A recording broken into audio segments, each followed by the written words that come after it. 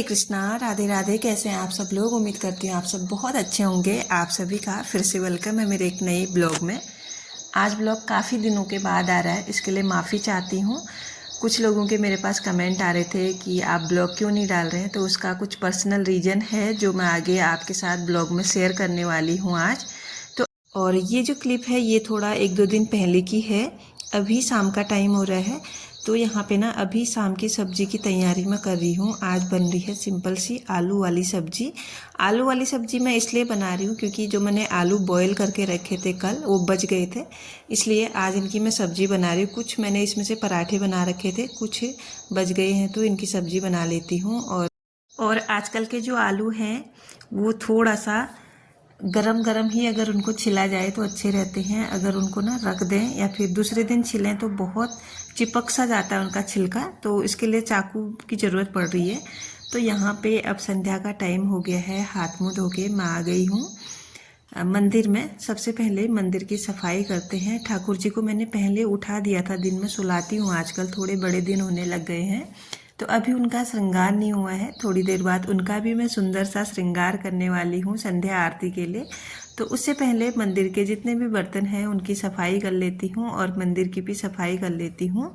अब करते हैं ठाकुर जी का श्रृंगार, उनको आरती के लिए रेडी करते हैं। तो यहाँ पे क्या है ना, दिन में वो सो जाते हैं, तो आज मैंने क्या किया, जैसे ही उनको उठाया ना बिठा दिया था। थोड़ा आजकल मैं बिजी हूँ, इसलिए थोड़ा है ना चीज़ें इधर से उधर रूटीन गड़बड़ हो ही जाते हैं, इसीलिए मैंने उनको रेडी नहीं किया। बस मैंने उठा के उनको बिठा दिया और दूध वगैरह का भोग लगा दिया था। अभी शाम के टाइम पे उनको रेडी करके अब मैं करूँगी यहाँ पे प्रेम भाव से उनकी आरती। और मैंने जो दिए हैं 2 वो बाहर के लिए रेडी कर लिए हैं, तो प्रेम भाव से करते हैं अब आरती। और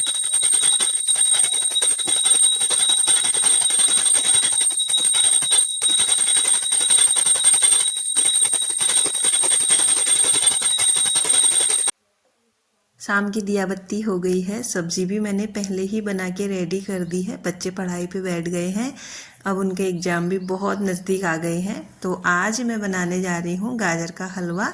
शायद इस सीज़न का ये लास्ट गाजर का हलवा होगा।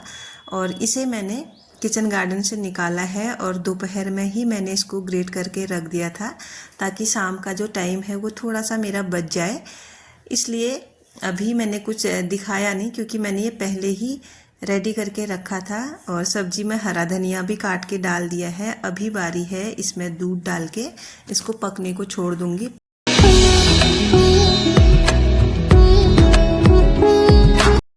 और अभी ना मैं आपको दूसरे दिन मिल रही हूँ सीधे, क्योंकि कल मैंने कुछ सूट नहीं किया था, फिर बच्चों के साथ में बैठ गई थी पढ़ाई के लिए, इसी चक्कर में फिर कुछ सूट ही नहीं किया। वैसे खाना बन गया था, बस रोटी बना के खाना पीना खा के सो ही गए थे।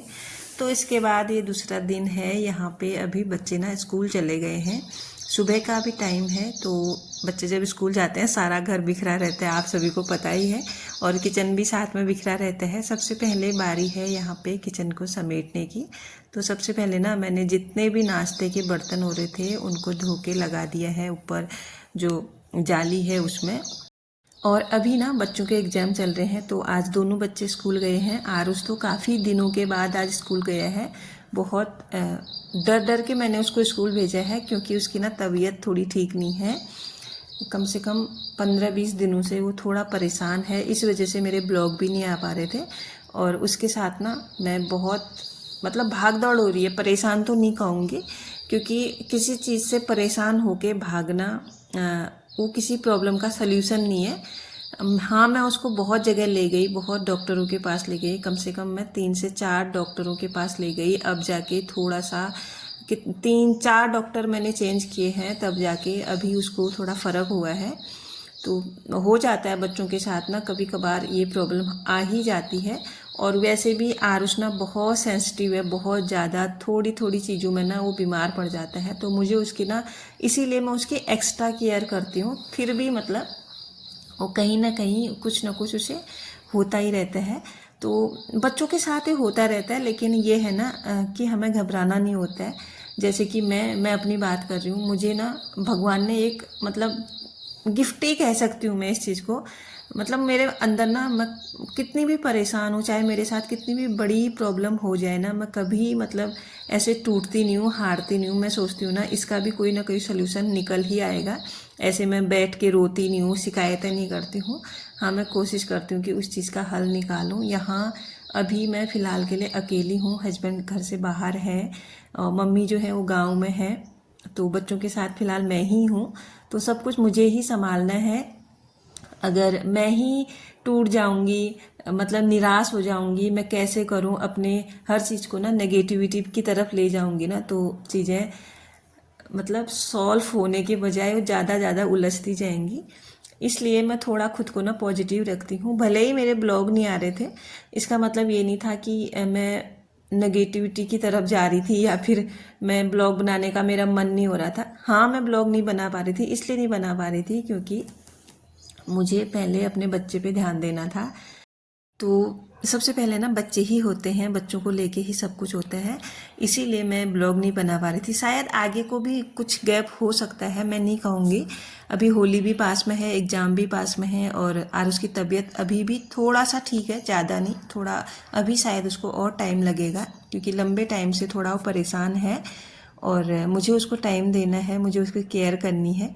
इसलिए मैं थोड़ा सा ब्लॉगिंग की तरफ इतना नहीं आ पा रही हूँ, लेकिन मुझे पूरा मतलब भरोसा है कि ठीक हो जाएगा, जल्दी ठीक हो जाएगा। तो यहाँ पे ना कुछ लाइफ की ऐसी बातें हैं ना, मतलब जो ना चाहते हुए भी हमको एक्सेप्ट करनी पड़ती है। कोई नहीं चाहता कि, कोई माँ ये नहीं चाहती कि उसका बच्चा बीमार हो, परेशान हो। बच्चों को कुछ भी होता है ना, तो माँ ये सोचती है इसके बदले मुझे कुछ हो जाए। भी है जैसा है, सब ठीक हो जाएगा और बहुत जल्दी ठीक हो जाएगा। और एक कड़वा सच ये भी है, परेशानियां हमारी लाइफ का हिस्सा हैं, वही हमें मजबूत बनाती हैं, बहुत कुछ सिखाती हैं। तो मैं तो यही कहूँगी कि परेशानियों से भागना उनका सल्यूशन नहीं होता है, उनका सामना करना और उनका सल्यूशन ढूंढना ही उनका सल्यूशन होता है। तो इतनी सारी बातें करते करते मेरे जो फूल हैं उनमें भी मैंने पानी दे दिया है, क्योंकि ये भी ना बहुत टाइम से सूख रहे थे, मैंने इनको भी पानी नहीं दिया था। और साथ के साथ ना यहाँ पे मैंने कपड़े भी धुल दिए हैं। आजकल रूटीन थोड़ा गड़बड़ है, लेकिन जो भी है मैं मैनेज कर रही हूँ।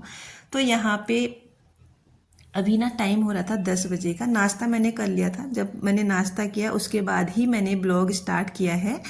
तो क्या है कि कपड़े धुल गए थे, बस इनको फैलाना था। कपड़े मैंने पहले ही धो दिए थे, अभी इनको धूप में डाल देते हैं। और इसके बाद ना मेरा एक काम और बाकी है।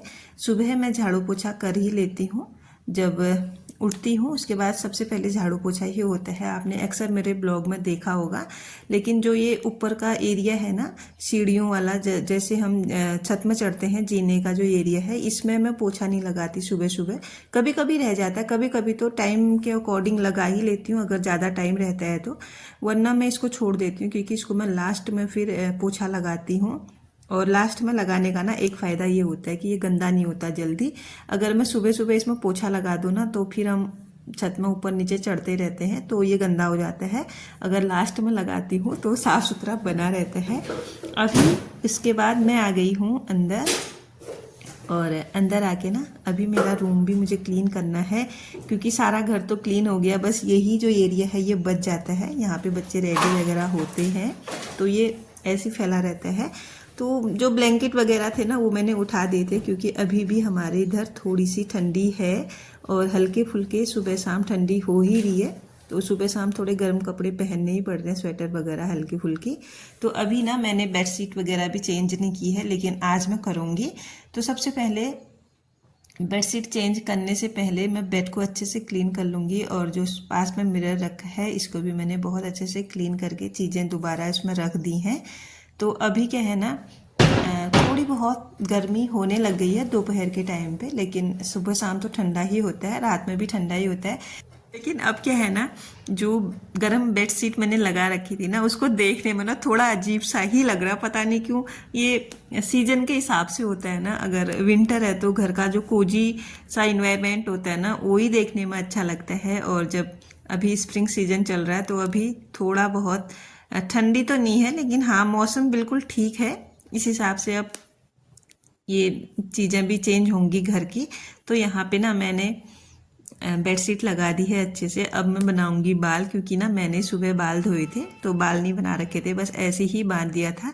क्योंकि सुबह सबसे पहले बच्चों का स्कूल जब होता है ना, तो थोड़ा बहुत उनका टाइम देख के ही काम करना होता है। मैंने वैसे तो मैं हमेशा सुबह नहा के रेडी हो जाती हूँ, लेकिन आज क्या है ना, बाल गीले थे इसलिए मैंने बाल नहीं बनाए थे। और अभी मेरा लास्ट काम बचा हुआ है कल के धुले हुए कपड़े फोल्ड करने की, क्योंकि आजकल ना शाम के टाइम पे बच्चों के साथ बैठना हो रहा है, क्योंकि उनके एग्ज़ाम चल रहे हैं, इसलिए इनको मैं दूसरे दिन ही फोल्ड करती हूँ, क्योंकि शाम को टाइम नहीं हो पाता मेरे को, फिर खाना वगैरह बनाना रहता है इसलिए। तो यहाँ पे सारे कपड़े मैंने फोल्ड करके उनकी जगह पे सेट कर लिए थे। और आज का जो ब्लॉग है अब उसको मैं यहीं पे क्लोज करती हूँ। कैसा लगा आप लोगों को कमेंट करके ज़रूर बताइएगा, और मिलती हूँ आपको नेक्स्ट ब्लॉग के साथ। तब तक के लिए bye bye everyone, thanks for watching. और अगर चैनल पे नए हैं तो चैनल को ज़रूर से सब्सक्राइब कीजिएगा। वीडियो अगर थोड़ी सी भी पसंद आई हो तो इसको लाइक कीजिएगा, हाइप कीजिएगा। बाय बाय, हरे कृष्णा।